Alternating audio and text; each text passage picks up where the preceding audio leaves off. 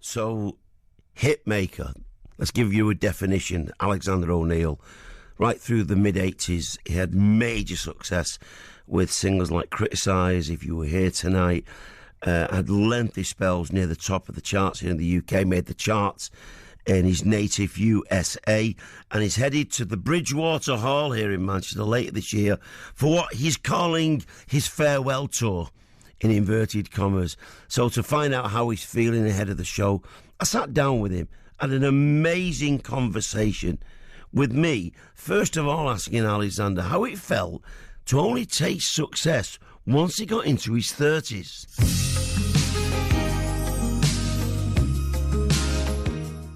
You know, a lot of times people get certain success at a certain age. Actually, I'm kind of glad that I did get success in my latter youth.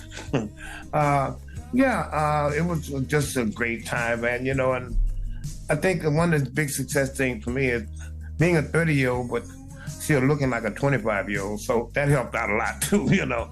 So, it was a great time. I want to take you back to the start of your musical career. And I ask everybody this. What was the moment in time for you that made the young Alexander O'Neal think, do you know, I want to sing. I want to be a musician?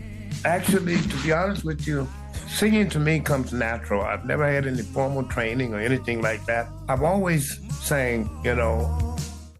And so, but it was something that I kind of shied away from because in my younger time, I wanted to be a professional footballer like so many of us do. That was my thing. I went to college on an athletic scholarship and all that stuff there. But it wasn't until I moved to Minneapolis in the early 70s. I was looking around deciding what did I want to be in life? What did I want to do with myself? And singing, it just happened that it was already inside of me. It was already there. All I had to do was just kind of open the door. And that's what I did. So that's when I started singing when I moved to Minneapolis from Chicago back in the early 70s. And that was the beginning. I hope you don't mind me making this observation.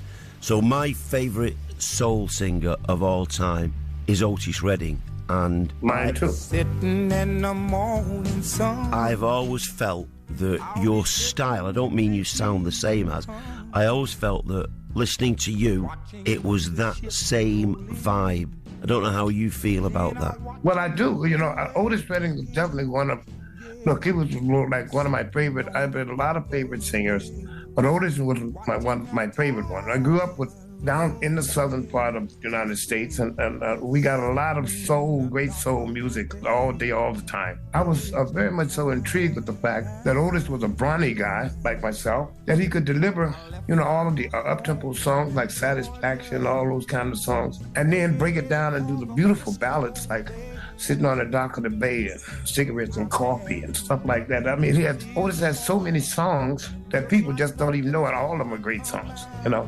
But Otis Redding was definitely, I would have to say, my major mentor in these, you know, mimicking a style. When I very first heard I Can't Turn You Loose, and then I heard I've Been Loving You Too Long, wow. And to hear both those songs, completely different styles and tempos from the same man, I've got to say, for me, from a soul music perspective, it was amazing. So, time to say goodbye is what we're saying now. Why have you decided, after such an incredible career, over 50 years, that it is time for you to do one last tour? Well, yeah, I've been doing this for a long time, man. You know, I just want to, right now, I'll be hitting 70 years old this year, if the Lord say the same. And it's time for me to go and try my hand at some other things. Who knows? Maybe I'll be an extension of what I do in the music industry. I'll try to find me some niche in the music industry. But also I have some personal aspirations and things that I want to embark on. So yeah, man, I'm looking forward to having some time. When you're in the music industry, dog, you don't get a lot of time to spend with family, and certainly your family life is not conventional at all, to say the least. So hopefully to spend some more time, and I got grandchildren, I got all kinds of stuff that I can, you know, put myself to use with. So I'm looking forward to that. Who knows, maybe we'll find the next Alexander O'Neal in that batch. Over the decade, there have been lots of American artists who, although they've been successful in the States, have been incredibly successful over here in the UK. In the 60s, a great example for that would be Roy Orbison, and maybe as far back as the 50s, Buddy Holly. You've had that amazing affinity with us here, and yeah, of course you've had great success in the States, but here in the UK, we've really took you to our hearts. Why do you think that is? One of the things that I was really blown away with the fact that basic Brits were raised up with R&B music. They had R&B music, and we as Americans, we're so naive. We don't know this. We don't know how important R&B music is to the music industry, but also they never would understand R&B music kinship with the Brits, okay? And you guys really, really, really give R&B music a lot of love and a lot of respect, and I think that I've been very fortunate to be able to come somewhere like the UK and England and have that type of fan base, and I love it, and they give me so much love. A lot of times your fans, they grow up with you, and they grow older with you. So with those things in mind, yeah, man, it's been a beautiful ride, and I love performing for my British fans. It's fantastic. You've also had a lovely affinity with the city of Manchester as well. That seems to have been a particular place for you. Why is that? I want to say this back. I probably get it wrong. What is that? Mancunian. Mancunian. Mancunian. Mancunian. Yeah. My time would be in a Mancunian. I love Manchester. I love the North period. I love England period, but I have a special passion for the northern part of England because it's beautiful, and it's kind of like the Minneapolis thing too. It has a lot of that stuff because here in Minneapolis we have a lot of Scandinavian influences, a lot of Swedish influences. So, but I just love up there, man. I spent actually 3 years up there, and all the great artists. There's a lot of great artists that come out of Manchester too. So yeah, it's really great. Sometimes you sit down for a chat with an interviewee and it becomes an absolute joy and a journey. I genuinely mean that.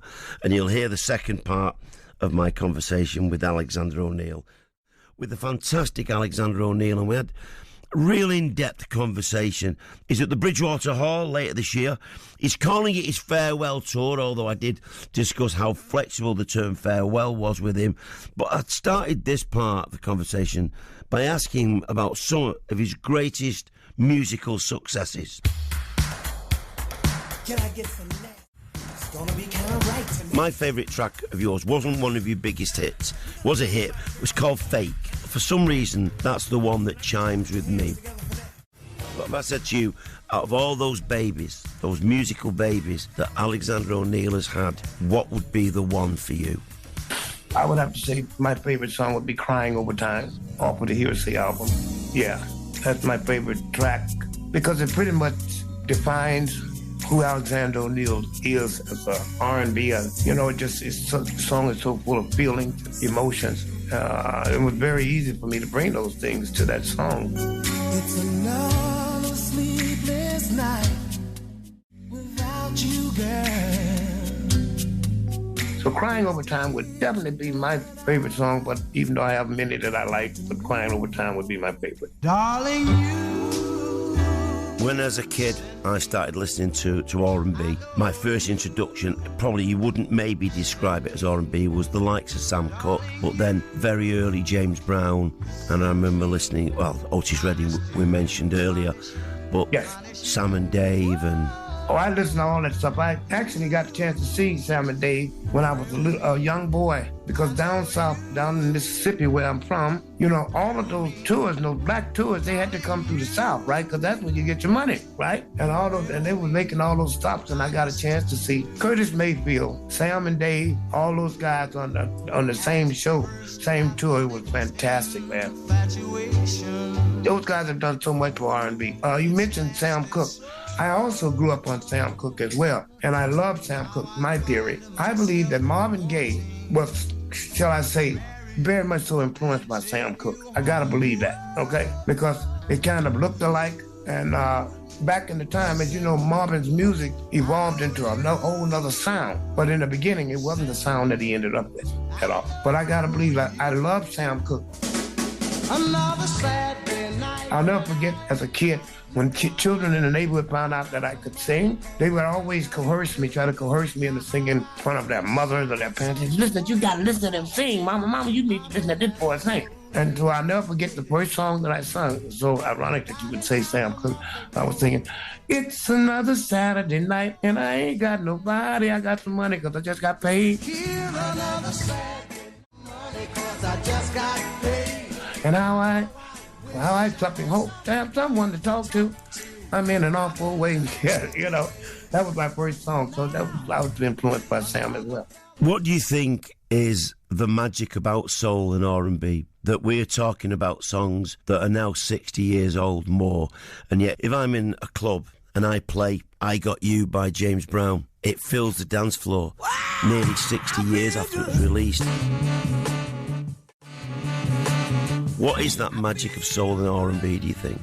I think that it's just soul music is all about feeling, man. It's all about natural feeling. It comes out of our fight for freedom in America here. It's a part of that. It's a part of the whole civil rights movement, all of that stuff there. And you get it through music. You know, it helps because we had a lot of trials and tribulations in this country. And, you know, music helps to soothe the savage beast. So the beast in you. And when you listen, it's kind of hard to have ill feelings about somebody when you're tapping your toes.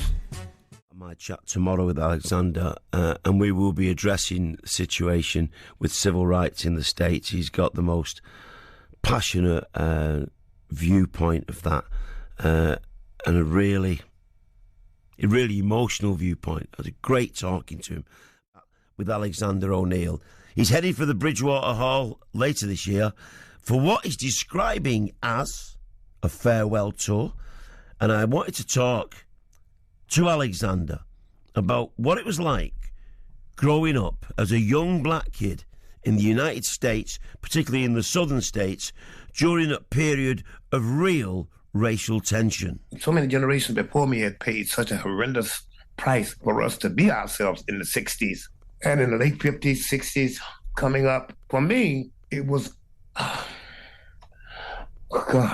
it was actually a great experience because, you know, we've dealt with more family stuff than they do today. Family did everything together. You had so many cousins and so many stuff. You didn't actually need a bunch of friends, you know. And so, you know, we had a lot of family and a lot of networking with each other. The racial divide was difficult because I've always been a man that believed that a person should love who they want to love, be with who they want to be with, and race or color should not have anything to do with it, none whatsoever. I felt that way in Mississippi, and I still feel that way today. Even though it saddens me sometimes when I go down there and it's 2000 and something, and that still hint of that divide and that segregation is still there. So, hell, I go, when are you guys going to grow up? When are you guys going to grow up and realize that the world is not as big as we think it is?